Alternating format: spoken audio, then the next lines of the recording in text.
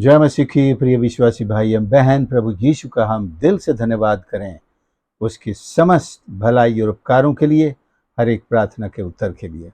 हमारा प्रभु सच में हमारे साथ हमसे कंसर्न रखने वाला परमेश्वर।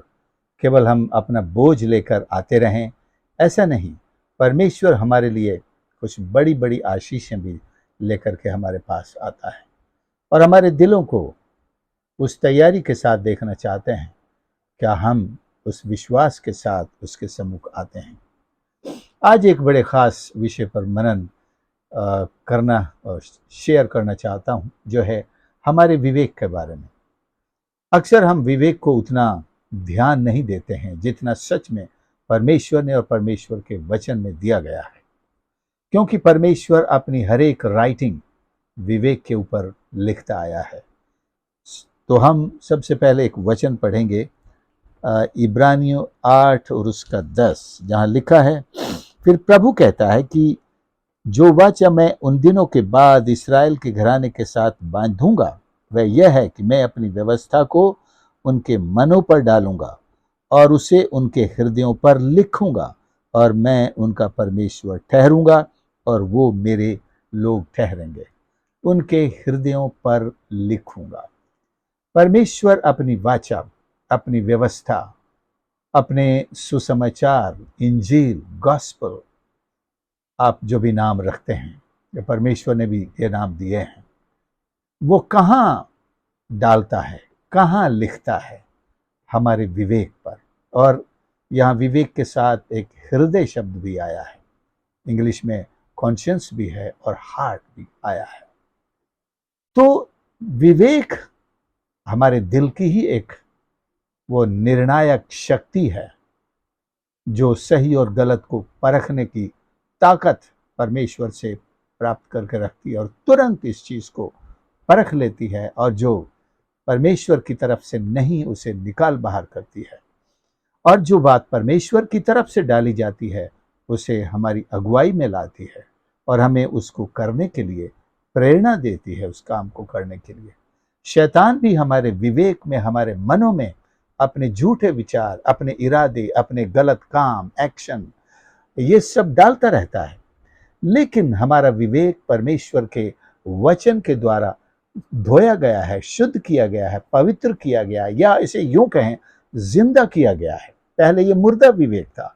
मुर्दा का मतलब ये नहीं कि बिल्कुल ही इस पे किसी भी बुराई के विचार का असर नहीं होता था।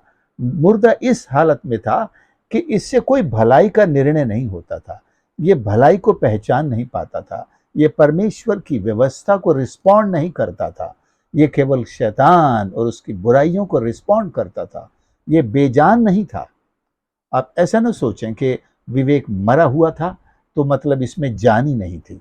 ये जान था, ये जानता था, ये इसमें जान थी, लेकिन ये उल्टा चलता था, अंधकार की शक्तियों के कब्जे में था और उन्हीं के कामों को, उन्हीं के विचारों को ये एक्शन में करता था। लेकिन जब से इसको नया जीवन मिला है, परमेश्वर ने हृदय पर अपनी व्यवस्था को लिख दिया है, विवेक को अब पता चल गया है कि मुझे किसका साथ देना है और मुझे क्या करना है। अब वो अंधेरे में नहीं है, अंधेरे को पहचानता है और उसका इनकार भी करता है। इसीलिए आप देखते होंगे कि जब से आपने उद्धार पाया है, अंधकार के कामों को छोड़ा है, आप बड़ी आसानी से उनको पहचान जाते हैं। वो चाहे विचार के रूप में आए, या किसी व्यक्ति के प्रस्ताव के रूप में आए, या कोई ठोकर के रूप में आए, या पूरा का पूरा एक व्यक्ति ही आपके सामने शैतान का काम अंधकार बनकर खड़ा हो।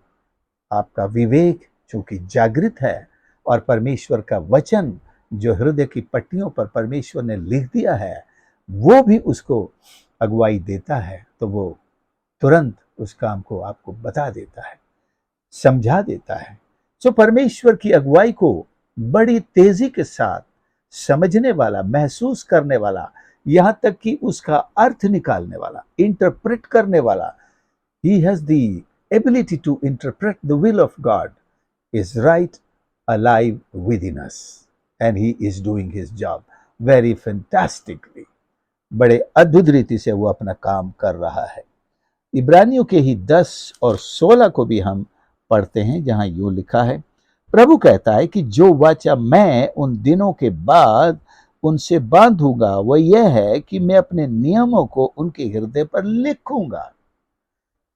उनके हृदयों पर लिखूंगा। 8 के 10 में क्या था? अपनी व्यवस्था को उनके मनों में डालूंगा। और इंग्लिश में आप जाएंगे तो हम इंग्लिश में देखना जरूर चाहेंगे किन शब्दों का इस्तेमाल वहां पर हुआ है। इब्रानी 8 का 10।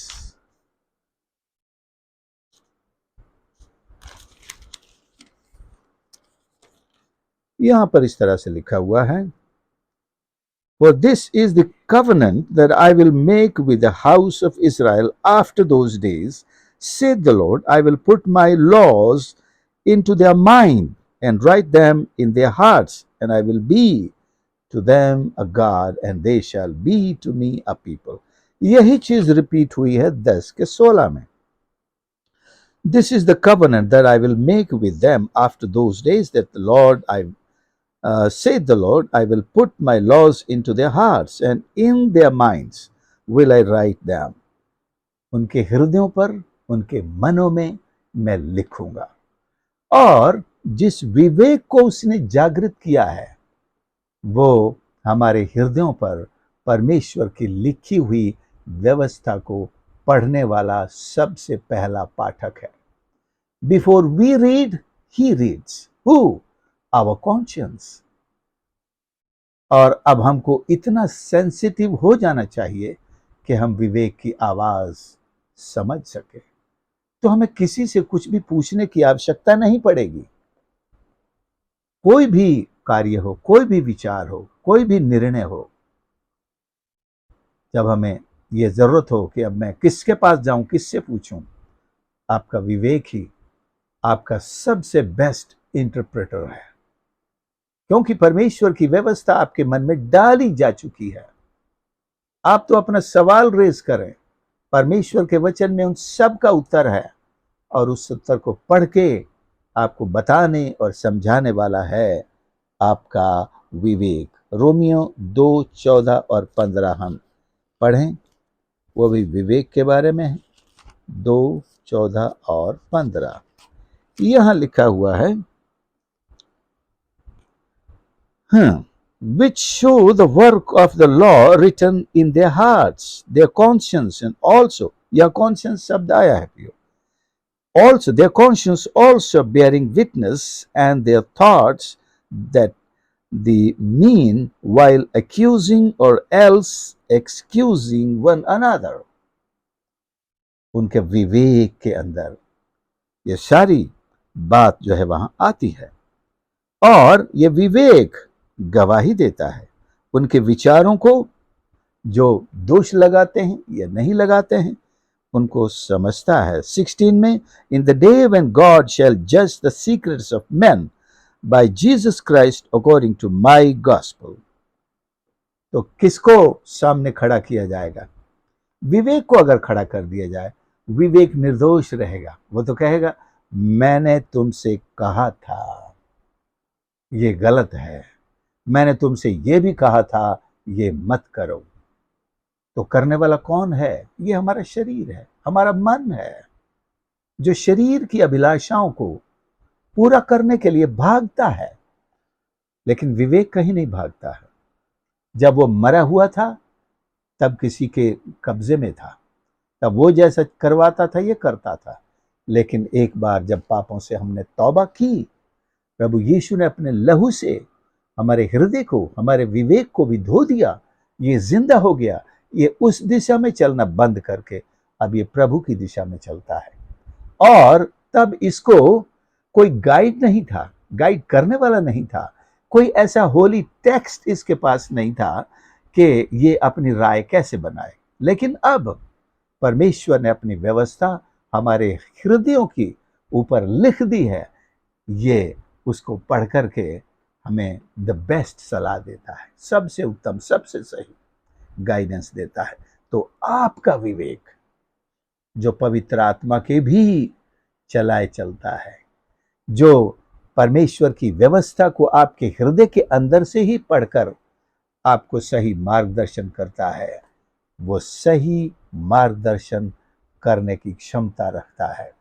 कभी भी उसको नींद में भी हिलाकर पूछ लो, मैं क्या करूं, वो आपको अंदर से आवाज देगा, और धीमी नहीं जोरदार आवाज भी देगा, ताकि आप समझ जाएं मुझे किस दिशा में चलना है, मुझे कौन सा काम करना है कि नहीं करना है। और जब हम विवेक की आवाज सुनने में इतने अभ्यस्त हो जाएंगे, when we grow in the exercise of listening to our conscience, we will not miss his guidance. We will not doubt whether this is the right answer coming from God. We will not miss, we will not doubt, we will not regret if we follow our conscience, क्योंकि वो हमें गलत सलाह नहीं देता है। कई बार आपको ध्यान होगा, कुछ गलत होने पर आपके मन में आता है, अरे मेरे मन में आया था, एक बार आया था, मैं इसकी बात को नहीं मानूं, मैं ऐसा नहीं करूं, ये चुनाव नहीं करूं, मेरे मन में आया था, मेरे मन में आया था, मैं आज मना कर दूं, मैं नहीं आ रहा हूं, मैं नहीं जा रहा हूं, मैं फंस गया। लेकिन क्या होता है कि हम ज्यादा से ज्यादा विवेक की बात मानते ही नहीं, क्योंकि वो सही रास्ते पर चलाता है। हम मनमानी करना चाहते हैं, मनमानी करते आए हैं, मनमानी करते हैं। पाप में थे तब भी मनमानी करते थे, उद्धार पा लिया तब भी मनमानी करते हैं। लेकिन विवेक अपना झंडा लेकर खड़ा रहता है, हेलो, यह रास्ता ठीक नहीं है, इधर नहीं जाना, कहते चुप रहे। बाप को भी कहते हैं चुप रहे, मां से भी कहते हैं चुप रहे, बीवी को तो और जोर से आवाज में कहेंगे चुप रहे। बीवी भी कहेगी, कहती है बहुतों से, तुम क्या जानो जी, तुमको क्या पता। अरे भाई मैं पढ़ा लिखा हूं यार, ऐसा नहीं, मैं समझता हूं सब चीजें, रहने दो रहने दो। क्योंकि हमें आदत पड़ चुकी है, हम किसी की नहीं सुनते हैं, हम अपनी भी नहीं सुनते हैं। अपनी मतलब अपने विवेक की नहीं सुनते हैं। ये बहुत बड़ी गलती होगी, आत्महत्या जैसी गलती होगी। अगर आपने विवेक की नहीं सुनी तो आप निश्चय टकराएंगे, हारेंगे, पिटेंगे, मार खाएंगे, सब कुछ गंवाएंगे, मुसीबत में पड़ेंगे।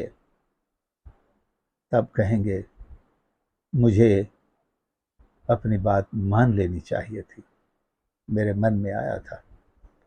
जरूरी नहीं है कि अगर आपने बात मान ली तो ऐसी कोई दुर्घटना हुई ही नहीं, तो परमेश्वर आपको उसी से तो बचाना चाहता था। परमेश्वर आपको उसमें शामिल नहीं होने देना चाहता था, और आपके नॉलेज में भी नहीं आया, तो ये एक अलग बात है।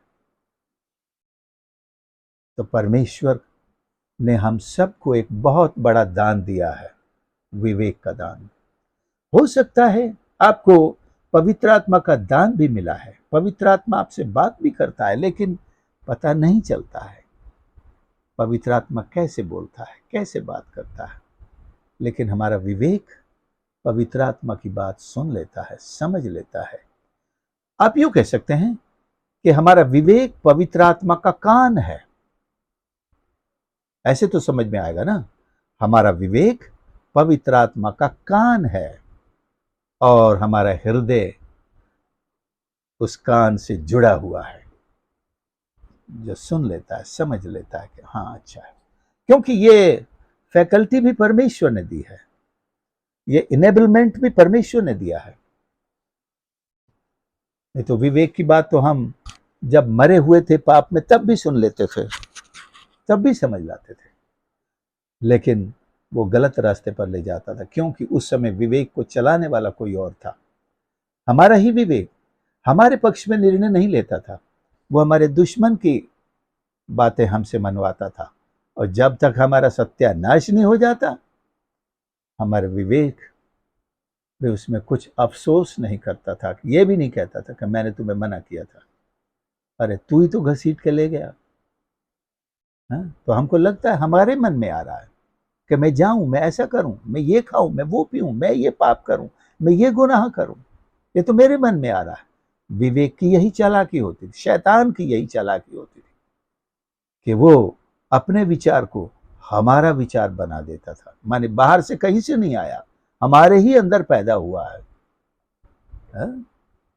लेकिन प्रभु के लोग समझ जाते हैं, शैतान विचारों को डालता है। पतरस ने कहा, हनन्याह, शैतान ने ये विचार तेरे मन में क्यों डाला कि तू पवित्र आत्मा से भी झूठ बोले? क्या हनन्याह का विवेक मरा हुआ था? हो सकता है जिंदा था, क्योंकि वो तो विश्वासी था, लेकिन उसने अभ्यास के उस लेवल तक नहीं पहुंचा था जहां वो फर्क कर सकता कि पवित्र आत्मा ने उसे रोका भी नहीं, उसके विवेक ने उसे रोका भी नहीं, उसके हृदय में जो व्यवस्था लिखी गई थी, तू झूठ ना बोलना, उसने उसको सचेत नहीं किया, बिल्कुल किया। लेकिन अभी उसकी एक्सरसाइज नहीं बदली, वह पुरानी उसमें था। हम एक्सरसाइज करें, विवेक की सुनना सीखें, उसके अनुसार चलना सीखें, और हमारे मनों में जो विचार डाले जाते हैं, ये कहां से आ रहे हैं सारे? क्या परमेश्वर हमसे बात कर रहा है? कहीं शैतान तो नहीं कोई एक इंजेक्शन लगा रहा है सुबह सुबह?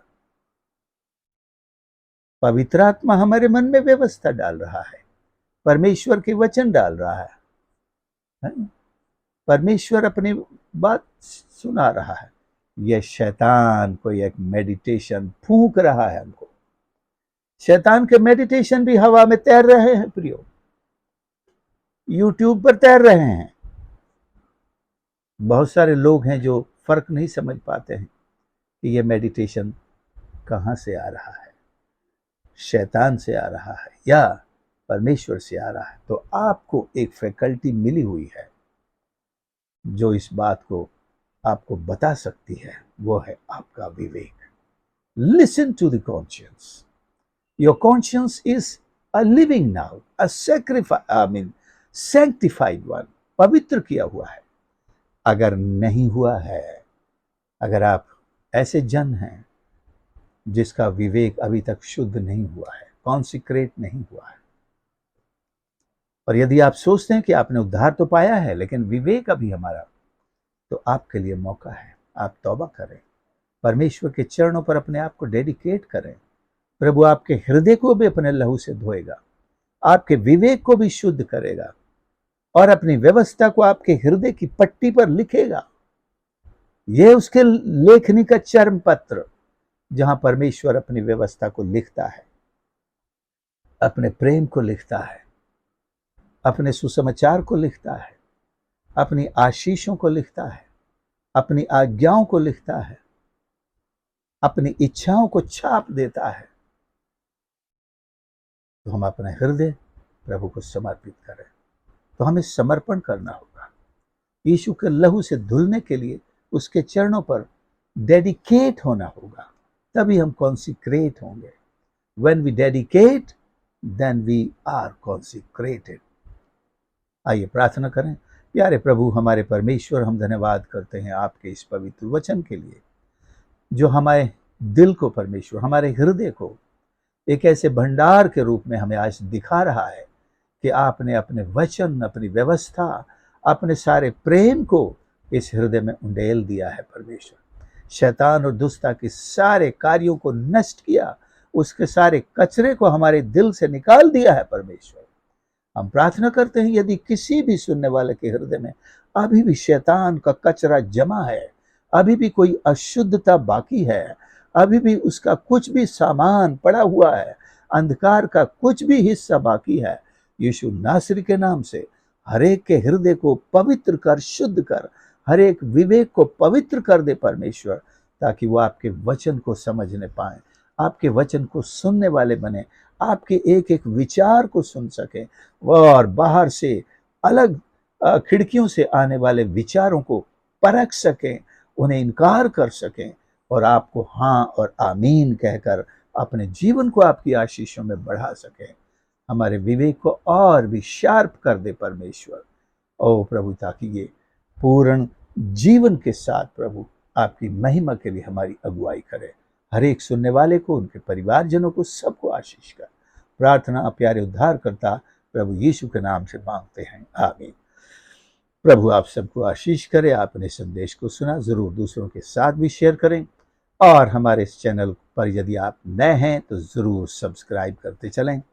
आपके कमेंट्स, आपके लाइक्स भी ज़रूर लिखें, आपके प्रार्थना के निवेदन भी लिख सकते हैं। प्रभु आप सबको आशीष करे। हमारे इस चैनल के लिए प्रार्थना ज़रूर करते रहें। God bless you.